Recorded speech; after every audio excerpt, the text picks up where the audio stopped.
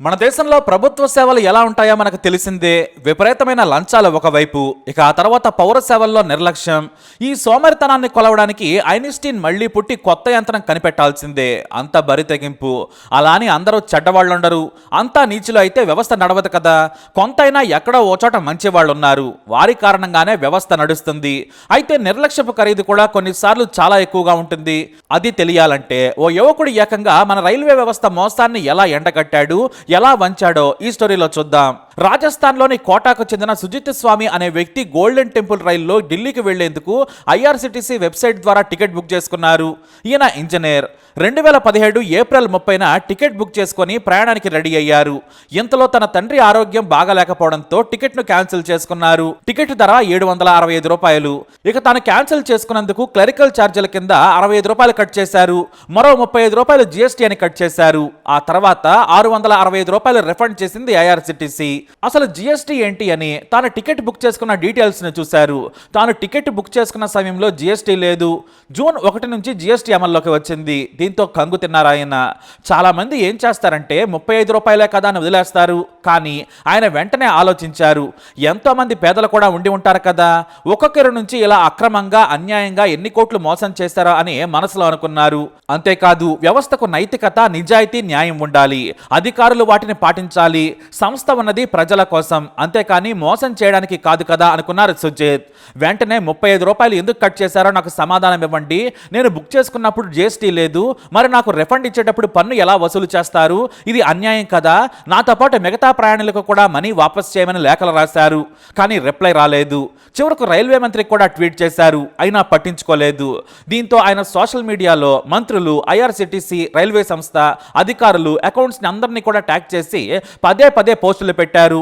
దీంతో జనం స్పందించారు. చాలా మంది లైకులు కొట్టి మరీ రీపోస్టులు చేశారు. న్యాయం అడిగితే సమాధానం ఇవ్వరు, ఇంత మాత్రానికి వ్యవస్థ ఎందుకని దుమ్మెత్తిపోశారు. అయినా సరే పట్టించుకోలేదు. చివరకు సమాచార హక్కు చట్టం కింద తనకు రిప్లై ఇవ్వాలని కోరినా కూడా ఒక్క అధికారి కూడా పట్టించుకోలేదు. సరికదా, ఆ దరఖాస్తులన్నీ కూడా చెత్తకొప్పలా వేశారు. దాదాపు 51 దరఖాస్తులు చేసుకున్నారు ఆయన.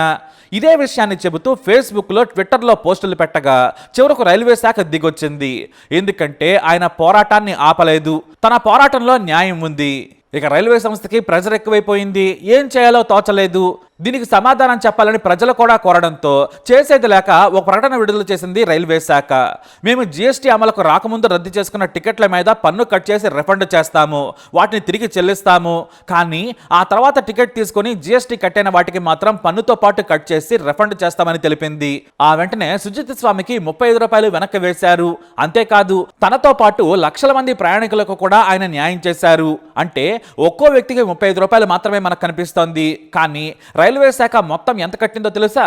దాదాపుగా రూ. 2,43,00,000. ఇవన్నీ కూడా వినియోగదారులకు తిరిగి చెల్లించింది రైల్వే శాఖ. ఇదంతా కూడా సుజిత్ స్వామి కారణంగానే.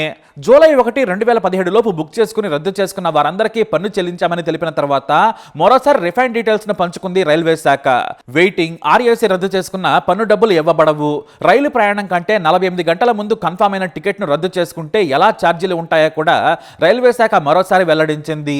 జనరల్ క్లాస్ అయితే రూ. 60, sleeper 120, AC chair car 120, third AC 180, second AC 200 వరకు సేవా ఛార్జీలు పన్నులను కలుపుకొని కట్ చేస్తామని తెలిపింది. అలాగే రైలు బయలుదేరడానికి 12 గంటల ముందు రద్దు చేసుకుంటే మొత్తం టికెట్ ధరలో 20% మినహాయించుకుంటుంది రైల్వే శాఖ.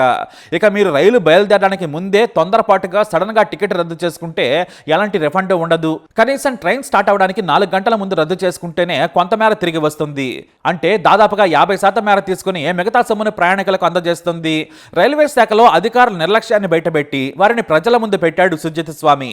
దీంతో ఉన్నతాధికారులు జోక్యం చేసుకోవడంతో ప్రజాగ్రహానికి భయపడి మొత్తానికి రూ. 35 కోసం ₹2.5 కోట్ల రిఫండ్ గా జనాలకు ఇప్పించాడు ఆ ప్రయాణికుడు. మన వైపు న్యాయం ఉన్నప్పుడు పోరాడాల్సిందే. న్యాయం లేట్ అవుతుంది, ఎందుకంటే మన దేశంలో బద్దకిస్తున్నారు కాబట్టి. కానీ న్యాయం ఖచ్చితంగా దొరుకుతుంది అనడంలో మాత్రం సందేహం లేదు. పోరాడాలంతే.